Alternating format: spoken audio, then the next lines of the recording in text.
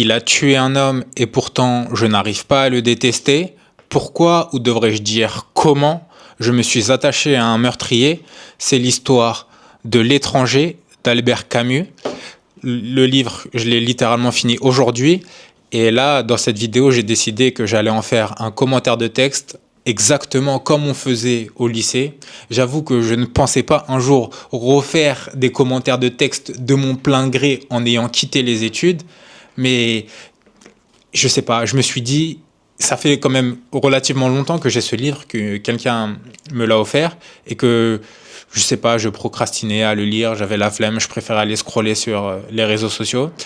Et là, je me suis dit, en vrai, le fait de faire un commentaire de texte sur un livre que tu viens de lire, ça te permet de peut-être mieux saisir son propos, vraiment réfléchir aux questions fondamentales qui ont été posées à travers le livre et juste l'exercice d'y réfléchir par la suite, je sais pas, je trouve ça que c'est intéressant, stimulant intellectuellement. Et donc, bah, quoi de mieux que finalement le partager avec peut-être certains enthousiastes de littérature, je ne sais pas. Je vais peut-être me découvrir une nouvelle passion à travers la littérature française et même peut-être d'ailleurs, je ne sais pas, on verra. Petit disclaimer aussi au passage, je pense que là, si tu as déjà commencé la vidéo, tu t'en es déjà rendu compte, mais je vais te spoiler tout au long de la vidéo. Donc si tu n'as pas lu le livre et que tu as l'intention de le lire, je te conseille de regarder la vidéo après avoir lu le livre. Et deuxième chose aussi, je suis obligé de l'avouer quand même en préambule, je n'ai pas fait tout ce commentaire-là en utilisant l'intelligence artificielle. Je rectifie, je me suis aidé de l'intelligence artificielle pour faire le commentaire de texte, mais je ne lui ai pas dit fais-moi un commentaire de texte sur L'étranger. Je lui ai plutôt dit à la fin du livre, j'ai envie de faire un commentaire de texte sur ce livre. Est-ce que tu peux me poser des questions pour m'aider à organiser mes pensées et à dessiner par la suite un plan? Voilà comment je m'en suis aidé. Et aussi, bon, je le dirai plus tard dans le commentaire, mais j'avoue, à un moment donné, j'ai aussi un peu triché. Je dois l'avouer, je dois me confesser, je dois confesser mes péchés. Enfin bon, bref, sans plus tarder, rentrons directement dans le vif du sujet avec la partie 1 qui est un homme étranger aux codes sociaux. Si tu me vois lire sur ma droite, c'est parce que j'ai pris des notes sur mon ordinateur, comme ça c'est plus simple pour bien suivre mon plan. Donc rapidement pour te situer le contexte, le livre est raconté par Meursault qui est du coup le personnage principal et qui est en train de nous raconter les différentes péripéties qu'il va vivre tout au long du livre. Et la première chose qui nous marque quand on commence le livre, c'est vraiment son indifférence pour les normes sociales, les codes sociaux, les conventions sociales, et notamment avec la mort de sa mère. D'ailleurs, il ne sait pas vraiment quand elle est morte, aujourd'hui, enfin, si c'était hier ou avant-hier, je ne sais plus ce qu'il dit exactement. Bref, mais une certaine indifférence par rapport à la mort de sa mère.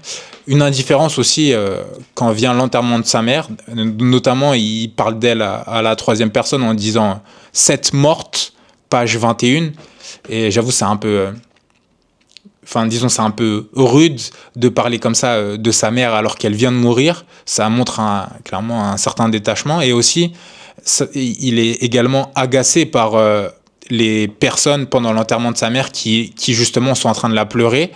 Et page 20, il dit « La femme pleurait toujours. J'étais très étonné parce que je ne la connaissais pas. J'aurais voulu ne plus l'entendre. » Donc là, on se dit vraiment, mais le gars n'a pas d'émotion, le gars est dur à un cœur de pierre. Mais finalement, c'est ce qui va donner le ton pour le reste du livre, parce que finalement, dans toutes ces relations, c'est comme ça que lui voit les choses. Et je ne suis même pas sûr, enfin, je pense pas, du moins c'est mon interprétation, c'est pas une posture, c'est vraiment juste, il est comme ça et... Bon, je le dirai plus tard, je ne vais pas tout dévoiler dès la partie 1. Mais on le voit aussi notamment avec, là du coup, au tout début avec la mort de sa mère, mais également avec son amitié avec Raymond, qui est plus subie que recherchée. Je cite page 47. « Je n'ai rien dit et il m'a demandé encore si je voulais être son copain. J'ai dit que ça m'était égal. Il a eu l'air content. » Donc là, encore une fois... une indifférence par rapport au fait que quelqu'un a envie d'être son ami. Pareil, même indifférence quand il s'agit d'amour, notamment avec sa relation avec Marie. Page 57. Un moment après, elle m'a demandé si je l'aimais. Je lui ai répondu que ça ne voulait rien dire, mais il me semblait que non. Elle a eu l'air triste. Et également un autre passage qui là pour le coup m'a peut-être un peu plus marqué, disons, c'était page 67. Le soir, Marie est venue me chercher et m'a demandé si je voulais me marier avec elle. J'ai dit que cela m'était égal et que nous pourrions le faire si elle le voulait. Elle a voulu savoir alors si je l'aimais. J'ai répondu comme je l'avais déjà fait une fois, que cela ne signifiait rien, mais que sans doute je ne l'aimais pas. Pourquoi m'épouser alors, a-t-elle dit. Je lui ai expliqué que cela n'avait aucune importance et que si elle le désirait, nous pouvions nous marier. D'ailleurs, c'était elle qui le demanderait et moi, je me contentais de dire oui. Elle a observé alors que le mariage était une chose grave. J'ai répondu non. Elle s'est tue un moment, puis elle m'a regardé en silence. Puis elle a parlé. Elle voulait simplement savoir si j'aurais accepté la même proposition venant d'une autre femme à qui je serais attaché de la même façon. J'ai dit naturellement. Elle s'est demandé alors si elle m'aimait et moi je ne pouvais rien savoir sur ce point. Après un autre moment de silence, elle a murmuré que j'étais bizarre, qu'elle m'aimait sans doute à cause de cela, mais que peut-être un jour je la dégoûterais pour les mêmes raisons. Comme je me taisais, n'ayant rien à rajouter, elle m'a pris le bras en souriant et elle a déclaré qu'elle voulait se marier avec moi. J'ai répondu que nous le ferions dès qu'elle le voudrait. Donc là, encore une fois, avec ce passage, on voit clairement son détachement et son honnêteté un peu brutale et sa capacité à dire vraiment ce qu'il pense sans faire de concessions, sans essayer de plaire par sa réponse ou quoi. Et d'ailleurs, juste sur ce point-là avec Marie, sur sa relation avec Marie, paradoxalement, et d'ailleurs elle le dit elle-même dans le texte, que c'est justement parce qu'il est détaché qu'elle l'aime à ce point, et c'est aussi justement parce que il n'a pas peur de la perdre en disant ce qu'il vient de dire, que elle dit je t'aime pour ça, mais c'est aussi probablement ce qui un jour me dégoûtera de toi. Et je pense que ça dit aussi beaucoup des relations actuelles et de pourquoi est-ce que finalement peut-être les femmes aiment les connards. Enfin bon bref, passons, c'est pas le sujet du livre. Et également une remarque sur la forme, parce que le livre est coupé en deux parties et là on est toujours dans la première partie.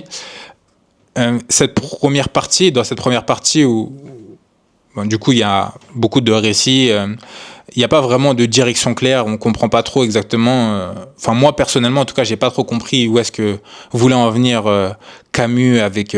C'est une succession de journées ordinaires à raconter sans hiérarchie et en fait justement juste avant le point de bascule.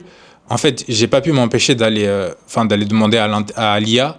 Ouais, je suis en train de lire L'étranger. Là, je t'avoue, je comprends pas trop où ça va, où ça mène. Genre, est-ce que tu peux me donner une grille de lecture? Et quelle ne fut pas mon erreur? Parce que là, forcément, il m'a spoilé ce qui allait se passer ensuite. Et mon envie comme ça de vraiment tout de suite essayer d'avoir une grille de lecture, de comprendre où ça allait, c'est parce que jusqu'à présent, la majorité des livres que j'ai lus, c'était des livres de non-fiction. Donc, pour tout ce type de livre-là, tu sais, des parties qui sont claires au début du livre. Voilà, là, tu sais que tu lis telle partie, ensuite tu lis telle autre partie. Et comme ça, c'est clair dans ta tête, tu arrives à hiérarchiser, à avoir un plan clair. Alors que là, je comprends pas trop. Juste, il raconte sa vie et je suis pas encore intrigué particulièrement plus que ça.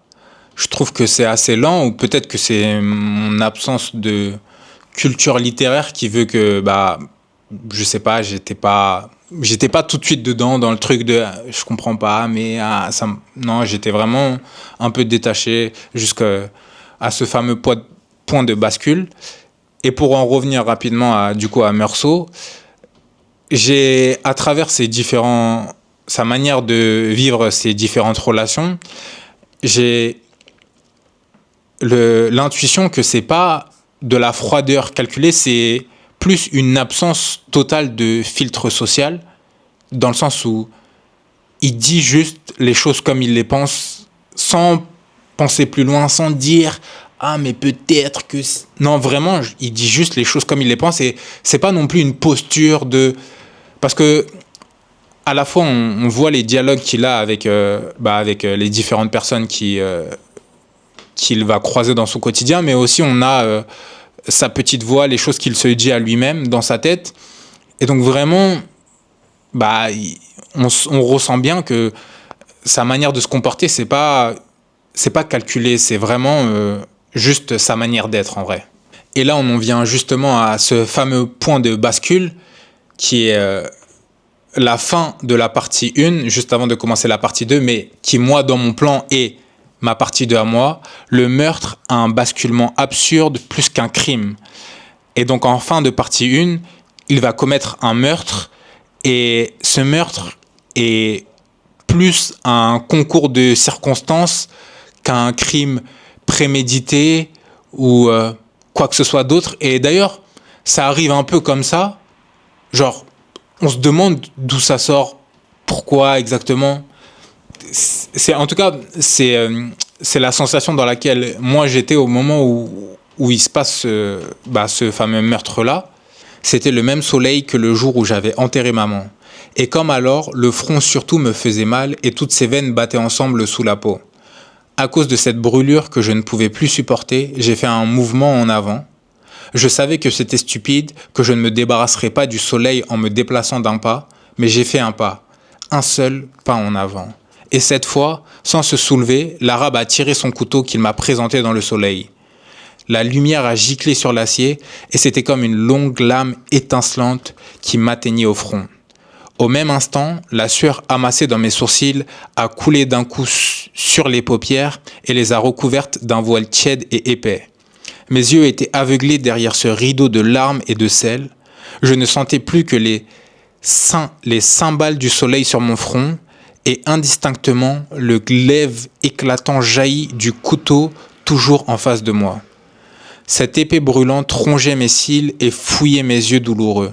C'est alors que tout a vacillé. La mer a charrié d'un souffle épais et ardent. Il m'a semblé que le ciel s'ouvrait sur toute son étendue pour laisser pleuvoir du feu. Tout mon être s'est tendu et j'ai crispé ma main sur le revolver. La gâchette a cédé, j'ai touché le ventre poli de la crosse et c'est là, dans un bruit à la fois sec et assourdissant, que tout a commencé. J'ai secoué la sueur et le soleil. J'ai compris que j'avais détruit l'équilibre du jour, le silence exceptionnel d'une plage où j'avais été heureux. Alors j'ai tiré encore 4 fois sur un corps inerte où les balles s'enfonçaient sans qu'il y parût. Et c'était comme 4 coups brefs que je frappais sur la porte du malheur.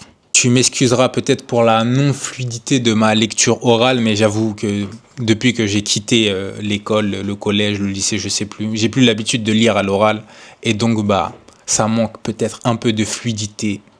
Tu m'en excuseras. Et donc voilà, c'est un peu là, à ce moment-là que là il y a un point de bascule et que là, pour le coup, ça a attiré mon attention. Et il y a un peu ce paradoxe, une rupture entre à la fois la gravité de l'acte et l'état d'esprit de Meursault au moment où il agit. C'est juste vraiment un concours de circonstances qui a fait que ça s'est passé. Et après, d'ailleurs, on le verra dans la suite, dans les différentes parties et dans la partie 2. Mais lui-même, c'est aussi comme ça qu'il le décrit. Et d'ailleurs, c'est pour ça que il n'aura aucun remords par rapport à son geste. Et peut-être que c'est pas pour ça qu'il aura aucun remords, mais en tout cas, juste ça s'est passé. C'est comme ça que lui le voit en tout cas. Partie 3, le vrai procès. Juger l'homme plutôt que l'acte. Du coup, dans la partie 2 du livre, on va assister à son procès. Et d'ailleurs, il y a un vrai changement de rythme entre la partie 1, avec des journées qui s'enchaînent, dont on ne comprend pas vraiment trop le sens et où ça va en venir, avec, par contraste, la partie 2, où là, pour le coup, comme on assiste à son procès, il y a une montée en tension jusqu'au moment, au dénouement final et au moment de savoir quelle sera sa condamnation. Et donc, dans cette partie, on voit bien qu'il y a un glissement du tribunal qui va juger davantage son comportement à l'enterrement de sa mère plutôt que le meurtre en lui-même.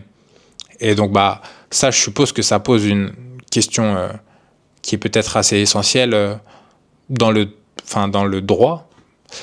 Je n'ai pas fait d'études de droit, donc peut-être je vais dire de la merde, mais qui est que est-ce qu'il faut juger l'homme ou est-ce qu'il faut plutôt juger l'acte? Après, c'est aussi peut-être une réflexion philosophique dans la société, qui est que il y a des personnes bien qui vont faire des erreurs, certes, parfois qui vont être très graves, mais est-ce que elles doivent quand même payer aussi sévèrement le prix, là où peut-être il y a d'autres personnes qui vont avoir un fond plus mauvais que ces personnes-là, mais qui vont commettre des erreurs moins graves et donc du coup qui seront jugées moins gravement?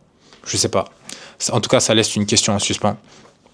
Et là aussi, je fais une observation qui est que la société ramène ce qu'elle ne comprend pas, à savoir son indifférence par rapport à ce qui lui est arrivé, le meurtre qu'il a commis, à quelque chose de familier et de condamnable qui est la monstruosité.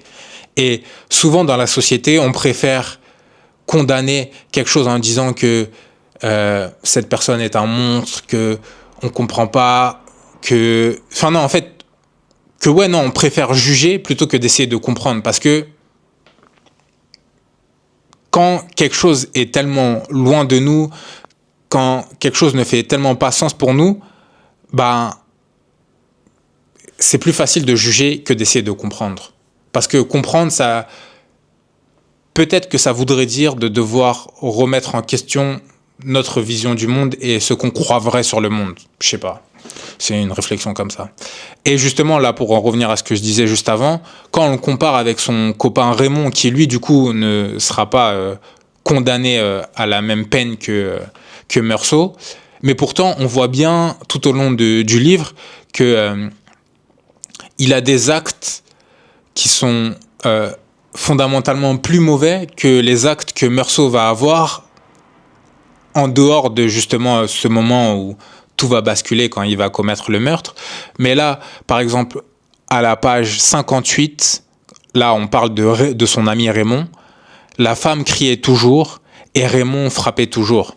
Donc ça veut dire que c'est un homme qui est violent avec une des femmes qu'il fréquente, ce qui n'est pas le cas de Meursault par exemple. Et donc, qui finalement est le plus méchant dans l'histoire? Je sais pas, ça pose cette question vraiment. Faut-il juger l'acte d'une personne ou le fond de cette personne pour savoir si elle est encore digne de vivre en société? Vous pourrez dire ce que vous en pensez. Ce qui nous amène à la partie 4, le retournement. Finalement, et si Meursault était plus intègre que ses juges? Tout au long du livre, on ressent une forme d'ambivalence parce que à la fois, on est gêné de son détachement pour les choses qui, pour nous, je pense par la majorité des humains, sont importantes dans la vie, à savoir détachement face à la mort de sa mère, détachement face à la demande d'amitié que lui propose Raymond, détachement face aux velléités de Marie de vouloir se marier avec lui, et même à la fin du livre, un détachement face à l'approche de sa propre mort. Mais aussi, il y a une forme d'admiration pour sa liberté et son courage sans posture. Et c'est peut-être un courage qui est malgré lui, il n'a pas l'air de s'en rendre compte, du moins c'est pas comme ça que moi je le ressens, mais en tout cas, j'ai ressenti quand même une forme d'admiration, d'être capable d'être lui, quelles que soient les circonstances de la vie, et même les plus horribles, disons, les plus challengeantes.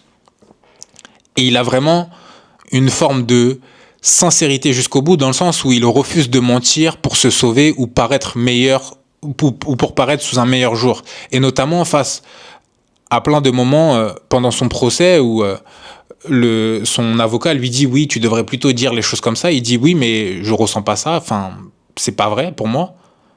Et donc, forcément, ça n'arrange pas à son avocat qui, lui, est là pour le défendre. Mais pour lui, il voit pas l'intérêt d'essayer de mentir ou d'arranger la réalité. Et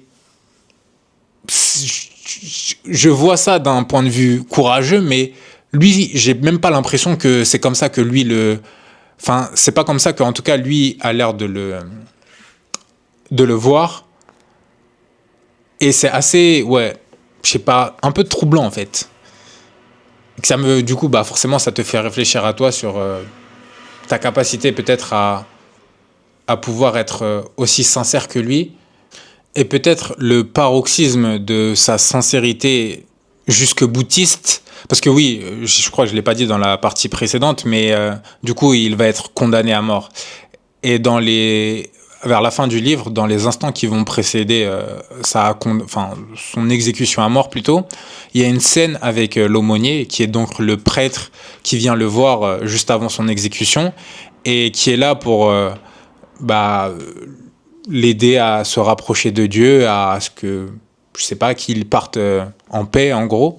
Et Meursault n'étant pas croyant, il refuse, mais il refuse plusieurs fois, alors même que l'aumônier insiste, mais catégoriquement, parce qu'il ne croit pas en Dieu et qu'il ne voit pas l'intérêt pour lui de passer les derniers instants de sa vie à prier pour quelque chose en quel il ne croit pas, alors même que l'aumônier essaye vraiment de le convaincre du plus fortement qu'il peut, de se dire mais ça va te soulager, et c'est comme aussi peut-être un moyen pour l'aumônier de trouver une forme d'humanité chez lui, de se dire mais je comprends pas comment est-ce que le gars il va mourir et il se dit pas que tout ce qui pourrait essayer de le soulager ou de, je sais pas, exprimer un semblant de sentiment, de regret, de compassion.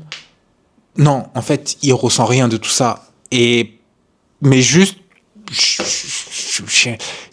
carrément, les mots me manquent pour décrire comment dire, mon incompréhension aussi face à cette scène et face à au final aussi, surtout plus son comportement, je dirais. Et ce que je disais, ouais, juste avant, que ça lui donne aussi, peut-être une forme de courage, mais vraiment, malgré lui, parce que, encore une fois, il n'est pas du tout dans le calcul de tout ça.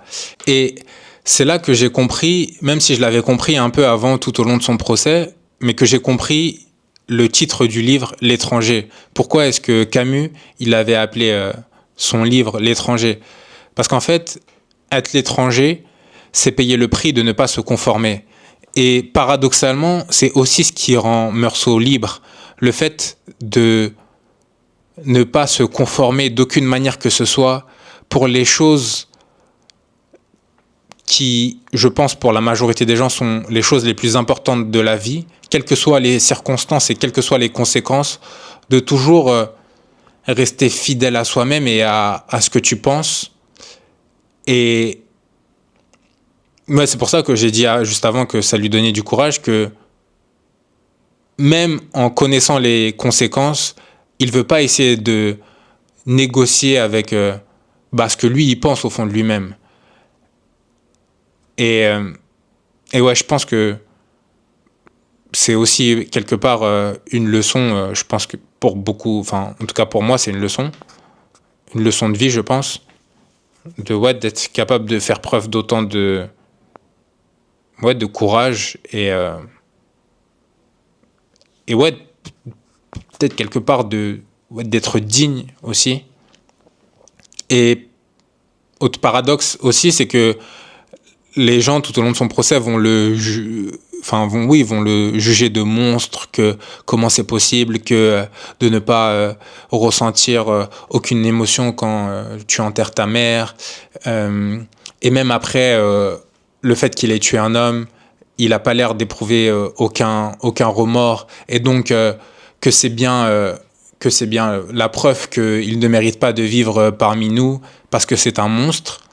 Et malgré le fait que les gens le jugent de cette manière-là, lui en retour, il n'a pas l'air de juger les autres. Il est plus peut-être dans une forme encore une fois, d'indifférence, peut-être d'incompréhension aussi parfois, de vraiment, d'où le titre du livre, L'étranger. Lui ne comprend pas spécialement les gens ne le comprennent pas en retour, et donc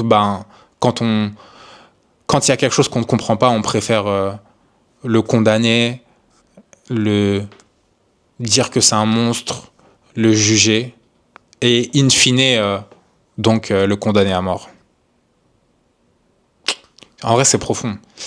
Après, c'est ma grille de lecture à moi. Je ne sais pas si elle sera partagée par d'autres personnes qui liront ce livre.